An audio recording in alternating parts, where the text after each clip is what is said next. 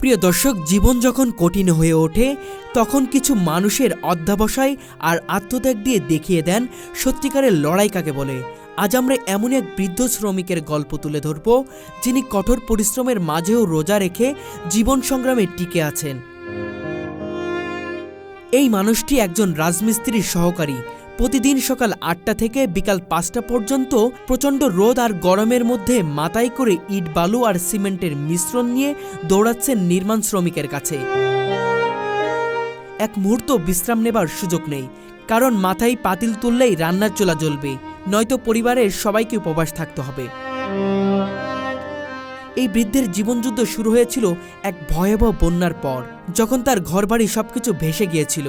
পরিবারের মুখে খাবার তুলে দিতে বাধ্য হয়েছেন রাজধানীতে এসে দিনমজুরের কাজ করতে। দুই ছেলের মধ্যে একজন মানসিক ভারসাম্যহীন, অন্যজন এখনো ছোট। মেয়েটার বিয়ে হয়ে গেছে, তাই বৃদ্ধের কাঁধেই পুরো পরিবারের দায়িত্ব। এত কষ্টের মাঝেও তিনি রোজা ভাঙেন না। প্রচণ্ড তৃষ্ণা, অসহ্য ক্লান্তি, শরীর কাঁপতে থাকে, কিন্তু রোজার প্রতি তার অটল বিশ্বাস। কেউ যদি টাকা দিয়ে বলে আপনি রোজা ভেঙে দিন, তিনি বলেন আমাকে মেরে ফেললেও আমি রোজা ভাঙব না। তিনি বলেন রোজা আমাদের ঈমানের অংশ। সারাদিন কাজ করতে যেয়ে খুব কষ্ট হয়, কিন্তু রোজা ভাঙব না। মহান আল্লাহর রহমতে আমি এই কষ্ট সহ্য করে নিব। কঠোর পরিশ্রম, রোজার ধৈর্য আর জীবনের অদম্য সংগ্রামের প্রতিচ্ছবি এই বৃদ্ধ। সমাজের অবহেলিত এই মানুষের প্রতি কি আমাদের কোনো দায়িত্ব নেই? তারা কষ্ট করে আমাদের শহর গড়ে দিচ্ছে, আমরা কি পারি না তাদের একটু সহানুভূতি দিতে? এই রমজানে আমরা সবাই একটু ভাবি এই মানুষগুলোর কথা, তাদের পাশে দাঁড়ানোর চেষ্টা করি, কারণ তারা আমাদের সমাজের অংশ। তারা একদিন আমাদের মতো ভালো থাকার স্বপ্ন দেখেছিলেন, কিন্তু জীবন তাদের জন্য কঠিন হয়ে উঠেছে। রবি, আসসালামু আলাইকুম। রোজা আছেন? কত বছর বয়স আপনার? 55 বছর বয়স। আচ্ছা, এই যে দেখতে পাচ্ছি রোজা থাকার পরে এই যে রোদের মধ্যে আপনি কাজ করছেন, কি কারণে? এটার কারণে অভাব, আর এবার দেশের বন্যায় খেয়ে গেছে সব। পরিবার কেউ আছে? আছে। কে কে আছে? একটা মাইয়া, দুটো ছেলে। সংসার আপনার চালাতে হয়? সে সংসার আমার গাড়ি। আরে একটা ছেলে পাগলা, হাত পাগলা। আচ্ছা আচ্ছা, হাত পাগলা। এই কাজ করে কি রোজা থাকতে পারবে? হয় ইনশাআল্লাহ পারবো। প্রতিবারই কি আসলে থাকা হয়? রোজা প্রত্যেকবারই। আচ্ছা, কখন আসছিলেন কাজ করতে? 8টা থেকে আইছি। আচ্ছা, যাবেন কখন? 5টার সময়।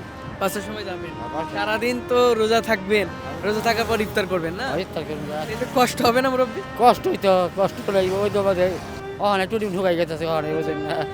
মানে এত কষ্ট করছেন, অন্য কাজ তো করতে পারতেন, এই রোদের মধ্যে এই কাজ না করে?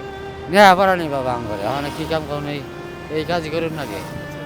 মাটি কাটা, এই যে ময়লা সাফ করে রাস্তা, আর এইগুলো কাজই করুন। টাকা করে এখানে পান? 600 টাকা। 600 টাকা হাজিরা। 600 টাকা কি এতে চলে?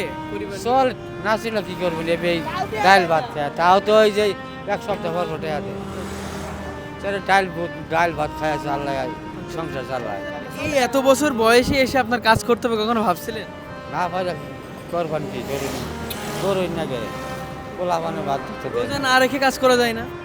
আর কি কাম করবো, এই কামে আমার নেওয়া ভরা নাই। এই যে রোজা থাকে, এই যে নাচের পরে বেশি কষ্ট হবো।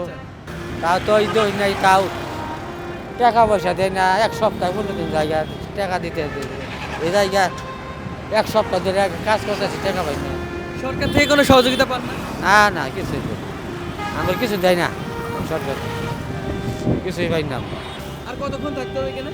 এই যে 5টা বন্ধ থাকতে হবে।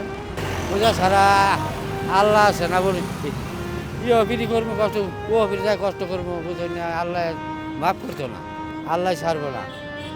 আল্লাহকে ভয় করে রোজা রয়েছে? আল্লাহকে ভয় করে নমাজ থাকবো, করুন নাকি। এই যখন যাইতেছে 5টার যাও, আল্লাহ ইফতার করুন, পরে যাই যে নমাজ পড়বা, তারাবি পড়তে হয়। সারাদিন তো ব্যস্ততার উপর থাকে। সারাদিন আগের কষ্টই, আচ্ছা আচ্ছা, কষ্টই। রোজা করুন নাকি। আল্লাহ যদি অসুখ বিসুখে জীবন পড়াতে আছে, আল্লাহ রহমত করে, তাহলে দোয়া করে বলেন কিনা যে আল্লাহ আমাদের রোজা সহজ করে দাও? আল্লাহর কাছে বলি, মানে কি 100 বার বলি যে ইফতার করবার যায়, ওই আল্লাহর কাছে দোয়া করি, খাইতে ভালো আল্লাহর কাছে কই তো আল্লাহ।